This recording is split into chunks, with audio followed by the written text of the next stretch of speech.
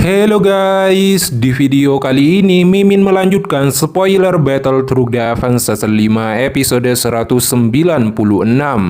Sebelum mulai jangan lupa subscribe untuk mendukung channel ini agar Mimin makin semangat menghadirkan konten terbaru seputar animasi BTTH. Meski kadang harus berbenturan jadwal dengan konten Radega Immortal, tanpa berlama-lama langsung kita masuk ke ceritanya. Setelah Xiaoyan dan Sun Er keluar dari alam api iblis, Xiaoyan langsung menerjang medan perang, menyelamatkan pasukan Komandan Liu dari kepungan aula jiwa, sekaligus menghancurkan cabang mereka di dataran api iblis. Setelah mengetahui keadaan 2 tahun terakhir, Sun Er berpisah dengan Xiaoyan. Klan Gu pasti mengalami kerugian setelah lenyapnya klan Xi, dan mereka juga pasti sangat mengkhawatirkan kondisi Sun Er setelah menghilang. Xiaoyan melihat ke langit barat laut dari puncak gunung hijau. Tangannya dengan lembut mengepal ke udara di depannya, seolah dia ingin meraih Sun Er yang telah menghilang di kejauhan. Sun Er, aku sudah berjanji akan pergi ke klan Gu untuk melamar pernikahan. Tunggulah aku. Dia dengan cepat menenangkan diri. Dia telah berhasil memahami situasi saat ini. Aliansi Rumah Surgawi dan Aula Jiwa. Pertarungan panas yang berapi-api antara kedua belah pihak telah jauh melebihi ekspektasinya. Tidak ada pihak yang akan beristirahat sampai yang lain binasa. Aula Jiwa telah menghancurkan cukup banyak kota aliansi Rumah Surgawi, sementara aliansi telah menghancurkan beberapa aula cabang. Xiaoyan mengepalkan tangan, api menyala di matanya. Saatnya membalas darah harus dibayar dengan darah setelah klan Hun hampir memusnahkan garis keturunan Clan Shou. Sementara itu alam bintang berubah drastis. Banyak kekuatan bergabung, bangunan megah menjulang, dan aura para ahli memenuhi wilayah inti aliansi. Di aula terbesar, Yellow tetua pertama menerapil dan para tetua menggelar rapat darurat. Dalam sebulan 4 pertempuran besar telah pecah. Feng Xian menyampaikan intelijen mereka memastikan klan Hun mengirim seseorang ahli sejati untuk melenyapkan aliansi Rumah Surgawi. Musuh itu bernama Hun Qianmo, Douseng bintang 6 dan salah satu pembunuh Xiao Xuan. Mendengar namanya, Xiao Chen langsung meledak marah sebelum kembali membisu, membuat seluruh aula tertegun. Han Yun pun tak habis pikir mengapa klan Hun berani mengirim iblis tua seperti itu tanpa takut memicu murka klan-klan kuno.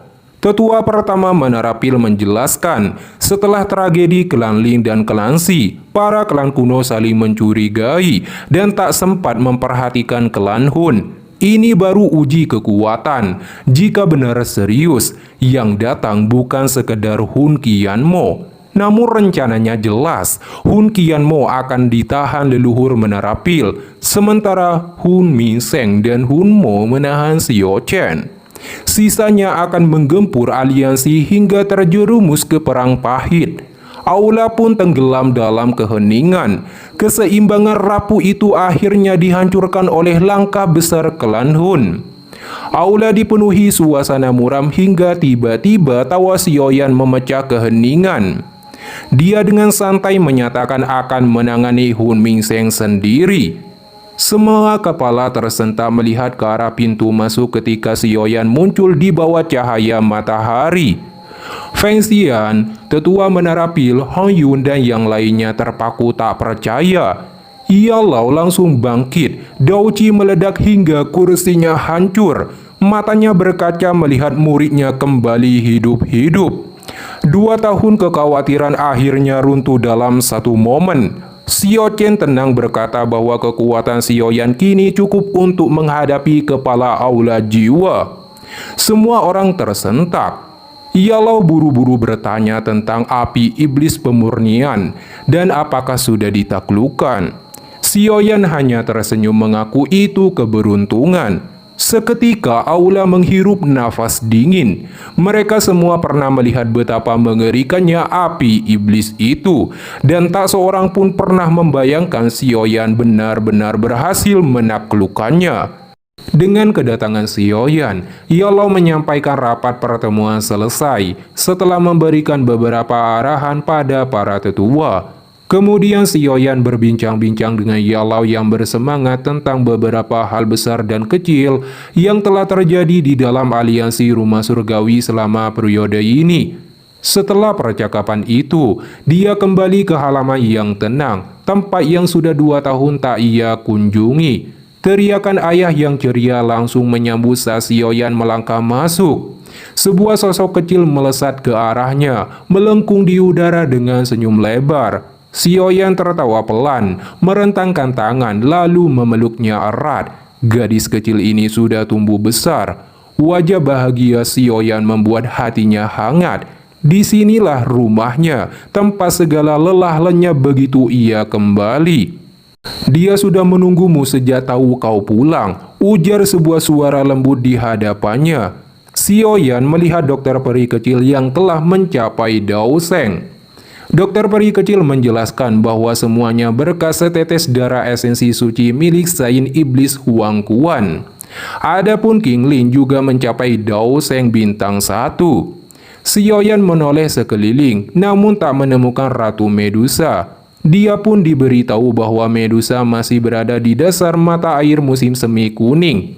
Ia tak perlu khawatir, dokter peri kecil dan King Lin telah memeriksanya. Aura Medusa masih terasa, kemungkinan dia mendapat keberuntungan besar di sana, meski tak seorang pun bisa memasuki dasar mata air. Kabar itu membuat ekspresi Sioyan berubah. Medusa sudah hampir 3 tahun berada di sana. Setelah urusan aliansi selesai, dia bertekad pergi ke suku Piton 9 tanah yang tenang. Sementara itu, kabar kembalinya Sioyan menyebar secepat kilat. Dalam kurung dari sehari, seluruh wilayah aliansi Rumah Surgawi dipenuhi kegemparan. Reputasinya tak lagi bisa diragukan.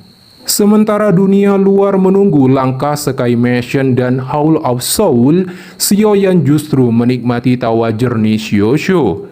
Hatinya hangat sekaligus dipenuhi rasa bersalah.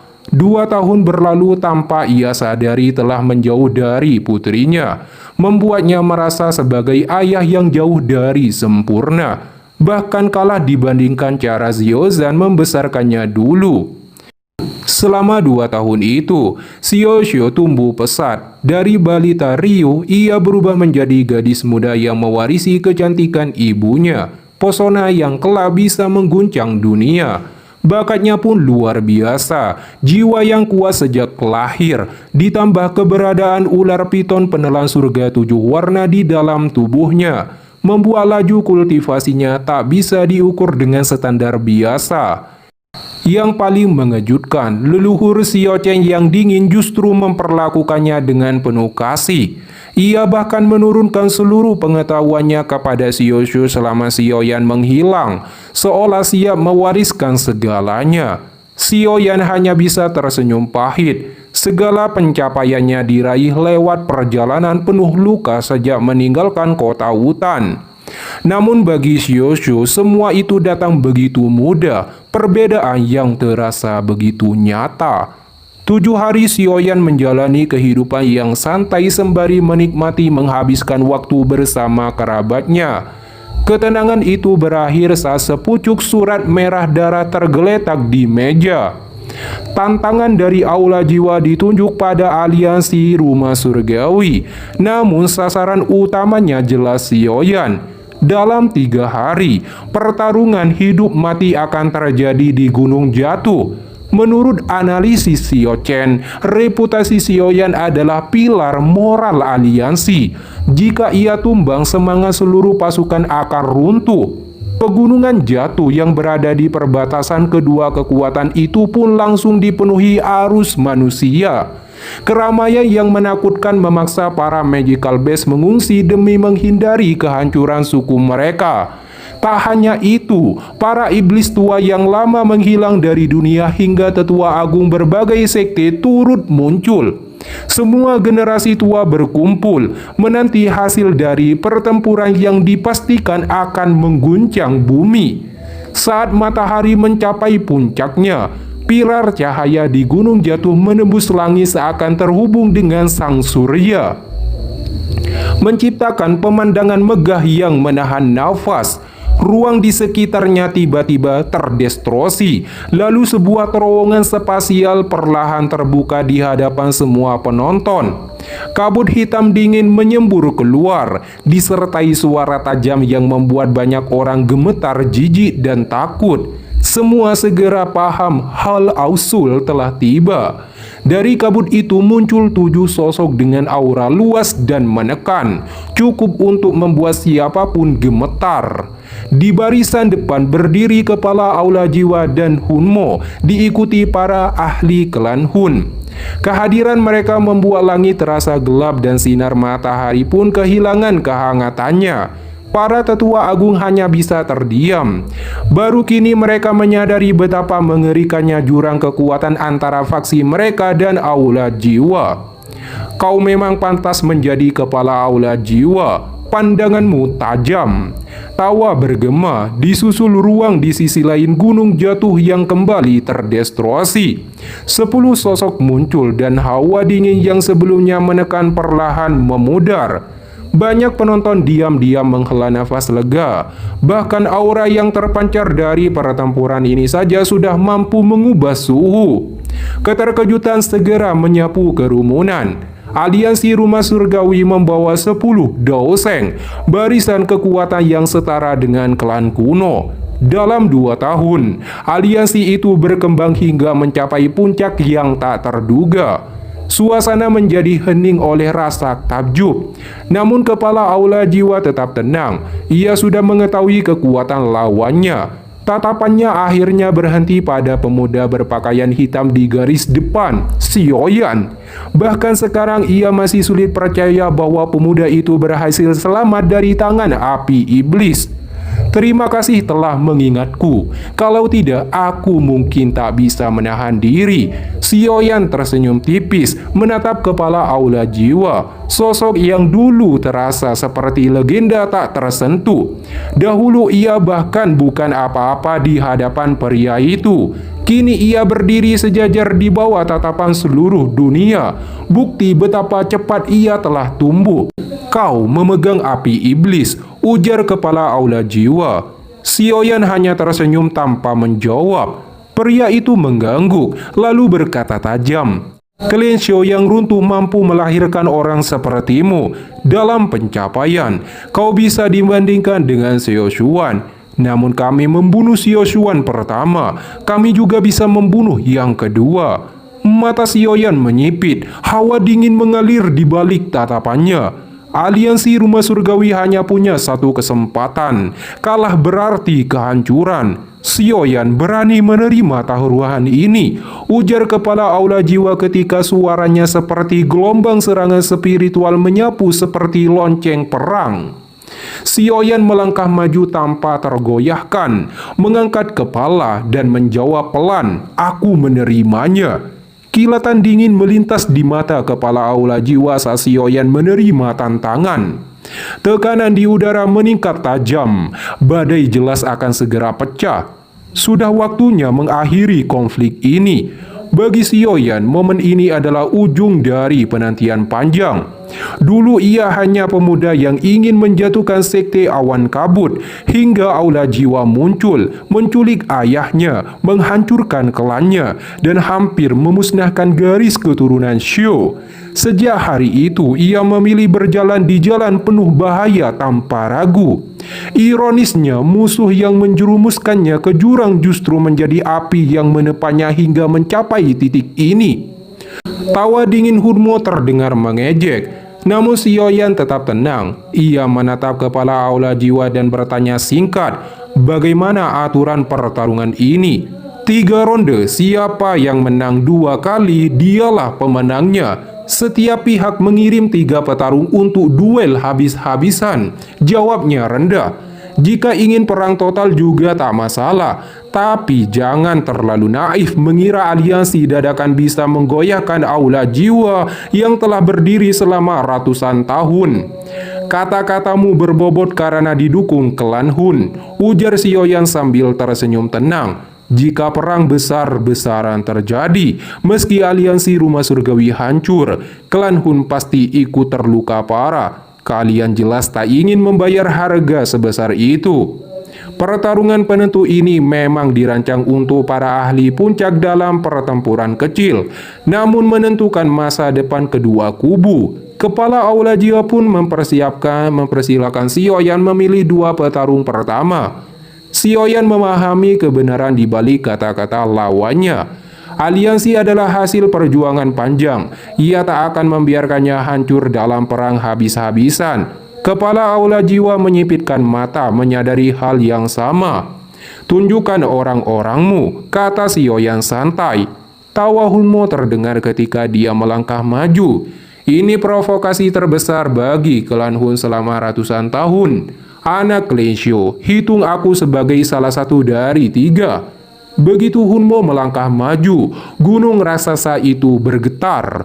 Gelombang kekuatan tersembunyi menyerupai naga menerobos dari dalam tanah dan menerjang ke arah Sioyan. Sioyan berdiri di depannya. Klan Hun masih licik seperti biasa. Satu langkah menghentakkan tanah hingga ambles setengah kaki. Hunmo menatap tajam kapak darah Sioyan. Aura pembunuh perlahan bangkit dari tubuh Sioyan, membuat kepala aula jiwa waspada. Kenangan pertarungan sebelumnya masih menyisakan ketakutan. Tiba-tiba seorang patua bertongkat muncul seperti hantu, tanpa riak ruang sedikit pun.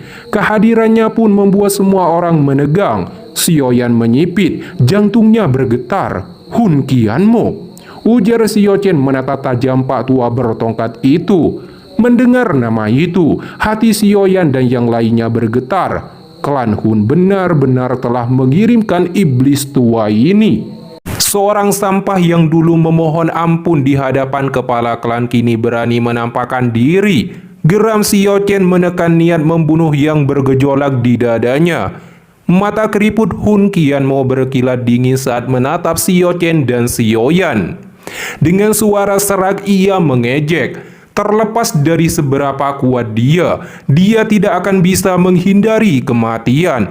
Pemenangnya adalah raja. Saat ini klan Hun masih berdiri di puncak benua ini, tapi bagaimana dengan Klensho?